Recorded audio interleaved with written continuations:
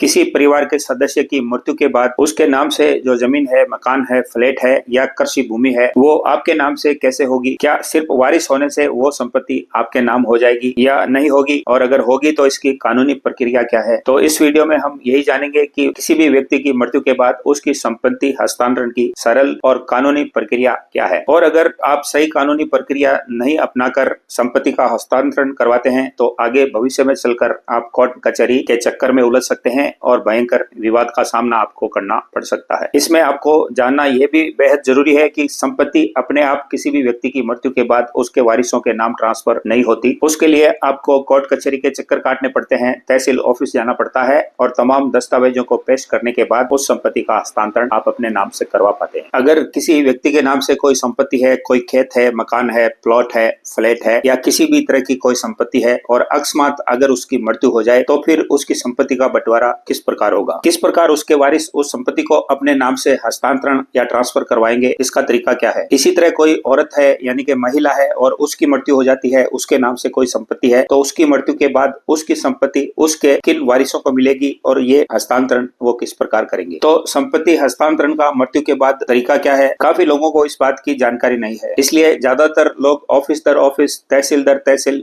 भटकते रहते हैं। जूतियां फट जाती है लेकिन उनका काम नहीं होता, सिर्फ इस वजह से कि उनको सही जानकारी नहीं होती कि इसका तरीका क्या है, किस व्यक्ति से मिले और किस प्रकार से ये हस्तांतरण होगा। तो इस वीडियो में सरल भाषा में मैं आपको बताऊंगा कि किसी भी व्यक्ति की मृत्यु के बाद उसकी संपत्ति को अपने नाम से कैसे करवाएं, उसका हस्तांतरण किसी भी उसके वारिस के नाम किस प्रकार से करवाएं और इस आसान तरीके से आप उस संपत्ति का हस्तांतरण अपने नाम से करवा सकेंगे। अपने नाम से राजस्व रिकॉर्ड में उसकी एंट्री करवाकर म्यूटेशन करवा पाएंगे और अगर किसी निकाय से संबंधित वो संपत्ति है तो संबंधित निकाय में अपना नाम ट्रांसफर भी करवा पाएंगे। तो बिल्कुल आसान भाषा में आसान तरीका बताने वाला हूँ। इससे पहले कि वीडियो में हम आगे बढ़ें, दोस्तों ये वीडियो बहुत ज्यादा जानकारी देने वाला और हेल्पफुल है, इसलिए इस वीडियो को अभी से एक लाइक कर दीजिए और इसके साथ साथ आप हमारे चैनल से जुड़ने के लिए बेल आइकन बटन और हाइप का बटन दबाकर उसको सब्सक्राइब जरूर कर लीजिए, क्योंकि इस वीडियो में जो तरीका मैं आपको बताने वाला हूँ उससे बहुत कम समय में बिना आपके घूमे वो संपत्ति आपके नाम से हस्तांतरण हो जाएगी और उसका ट्रांसफर भी आपके नाम से हो जाएगा। इसमें मैं ये भी बताऊंगा कि इसमें कौन कौन से दस्तावेज आपको देने होंगे,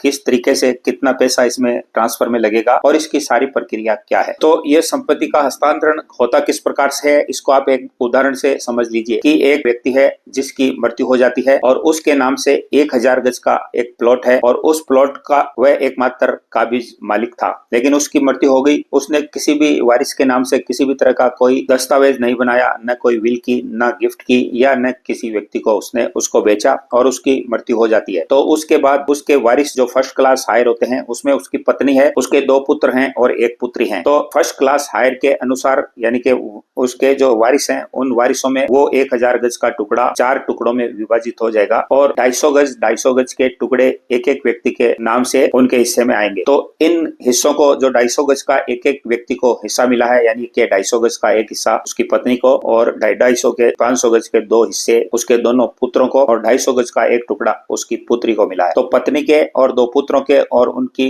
पुत्री के नाम से ये संपत्ति किस प्रकार हस्तांतरित होगी, इस प्रकार से राजस्व रिकॉर्ड में इसकी एंट्री होगी। तो इसके 2 तरीके हैं। आजकल ऑनलाइन तरीके से भी नाम हस्तांतरण, नाम ट्रांसफर करवाया जा सकता है और दूसरा तरीका है ऑफलाइन तरीके से आप तहसील में जाकर या संबंधित निकाय में जाकर उसका नाम ट्रांसफर करवा सकते हैं। तो इसके लिए सबसे पहले हम बात कर लेते हैं कि इसके लिए दस्तावेज क्या चाहिए। ये नाम हस्तांतरण की जो प्रक्रिया है इसको ट्रांसफर करवाने के लिए आपके पास दस्तावेज क्या क्या होने चाहिए। तो इसके लिए सबसे जरूरी जो इम्पोर्टेंट डॉक्यूमेंट है वो उस व्यक्ति का मृत्यु प्रमाण पत्र है जिसके नाम से वो संपत्ति अभी चली आ रही है। तो मृत्यु प्रमाण पत्र के लिए आप कहेंगे कि वो कहाँ से मिलेगा, तो उस व्यक्ति की मृत्यु जहाँ पर भी हुई है, अगर किसी हॉस्पिटल में हुई है तो हॉस्पिटल से आपको मृत्यु प्रमाण पत्र मिल जाएगा। और अगर उस व्यक्ति की मृत्यु घर में हुई है तो वो घर जिस संबंधित निकाय के अंडर में आता है, मान लीजिए निगम के अंतर्गत, नगर पालिका के, नगर परिषद के अंतर्गत आता है या संबंधित डेवलपमेंट अथॉरिटी के अंतर्गत आता है, तो संबंधित निकाय से आपको उस व्यक्ति की मृत्यु का मृत्यु प्रमाण पत्र मिल जाएगा। इसको आप किसी किसी सीएससी सेंटर या ई मित्र पर जाकर भी बनवा सकते हैं, वहां से भी मृत्यु प्रमाण पत्र आसानी से बन जाता है। तो इसके लिए सबसे पहले आपको मृत्यु प्रमाण पत्र प्राप्त कर लेना है, उसकी कॉपी लेकर उसके बाद एक फॉर्म वहां से मिलता है, जहां से वह संपत्ति तहसील से है तो तहसील से और संबंधित निकाय का है तो निकाय से, वहां से एक फॉर्म लेकर उसमें जरूरी जानकारी आपको फिलअप करनी है। और इसके बाद उस व्यक्ति के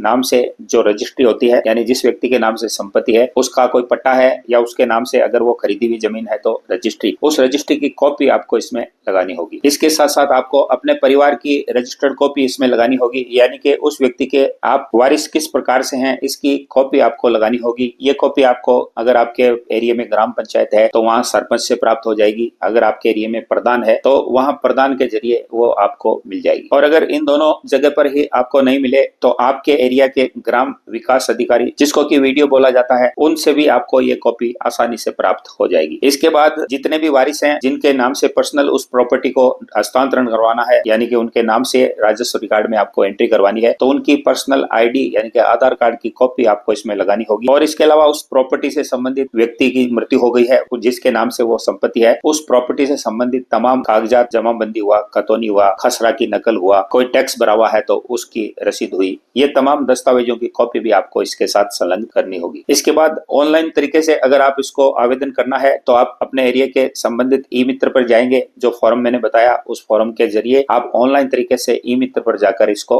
फिलअप कर देंगे। और ऑनलाइन जैसे इस फॉर्म को फिलअप कर देंगे तो वहां से आपको एक ई मित्र या सीएससी सेंटर के द्वारा रिसिप्ट दी जाएगी, रसीद दी जाएगी। उस रसीद को आपको अपने एरिया के पटवारी को ले जाकर दे देना है, या लेखपाल जिसको बोलते हैं, वहां पर ले जाकर उनके ऑफिस में आपको जमा करवा देनी है। वहीं पर संबंधित निकाय की संपत्ति है तो संबंधित निकाय में आपको उस रसीद को जमा करवा देना है। कई कई निकाय में एकल खिड़की होती है, वहां पर भी सीएससी सेंटर की तरह के सेंटर बने हुए होते हैं, ये काम आप ऑनलाइन तरीके से वहां पर भी करवा सकते हैं। तो जैसे ही रसीद और उस फॉर्म की कॉपी आप देंगे तो ऑनलाइन तरीके से लेखपाल, पटवारी या तहसीलदार महोदय आपके आवेदन की जांच करेंगे। वो देखेंगे कि आपने जो आवेदन किया है क्या सही तरीके से किया गया है, क्या आप संपत्ति जो जिस व्यक्ति की मृत्यु हो चुकी है उसके वास्तव में वारिस हैं, और आपने जो हिस्सा तय किया है क्या वह हिस्सा वास्तव में आपको मिलना चाहिए। तो ये सारी जांच करने के बाद जो लेखपाल है, जो पटवारी है, वो अपनी रिपोर्ट को रेवेन्यू इंस्पेक्टर को सौंपेगा और रेवेन्यू इंस्पेक्टर फिर इसकी जांच करने के बाद तहसीलदार महोदय को अपनी रिपोर्ट को सबमिट कर देगा। फिर इसके लिए एक बैठक होती है, उस बैठक में इसके लिए निर्णय होगा और उस निर्णय के आधार पर तहसीलदार महोदय नामांतरण, हस्तांतरण पर्टिकुलर जिस व्यक्ति ने उसके लिए अप्लाई किया है, आवेदन किया है, उसके नाम से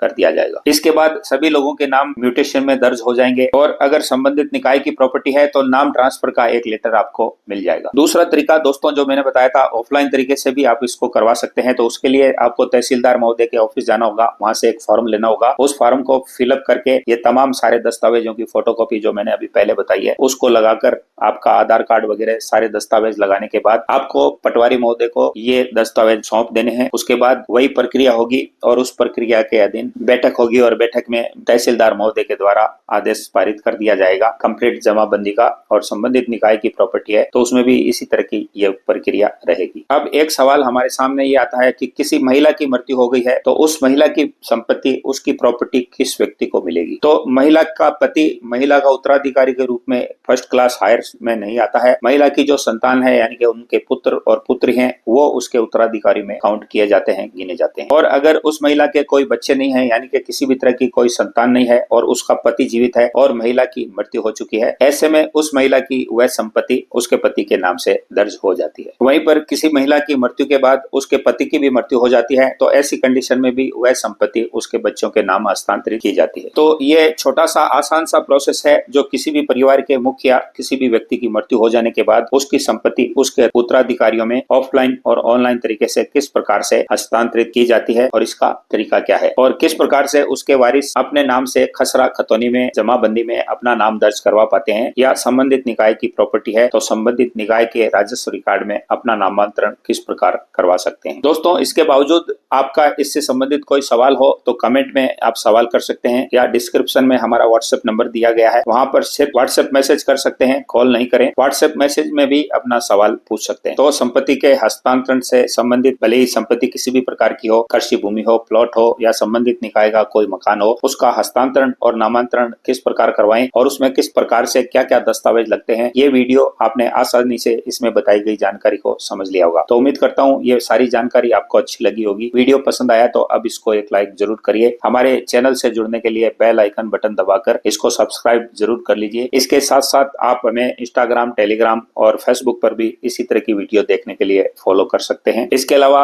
जमीन जायदाद संपत्ति से संबंधित आपका कोई सवाल हो, संपत्ति बेचने खरीदने से पहले किसी भी तरह के कोई दस्तावेज आपको चेक करवाने हो, sale deed, gift deed, will या सेल एग्रीमेंट, रेंट एग्रीमेंट या लीव एंड लाइसेंस एग्रीमेंट से संबंधित किसी भी तरह की कोई जानकारी चाहिए तो डिस्क्रिप्शन में हमारे कॉन्टेक्ट नंबर दिए गए हैं, वहां पर सिर्फ और सिर्फ व्हाट्सएप मैसेज करके नॉमिनल चार्ज पर आप हमारी सेवा भी इसमें ले सकते हैं। तो मिलते हैं नए टॉपिक, नए कंटेंट और नए वीडियो के साथ। जुड़े रहिए हमारे साथ, तब तक के लिए नमस्कार। जय हिंद, जय भारत।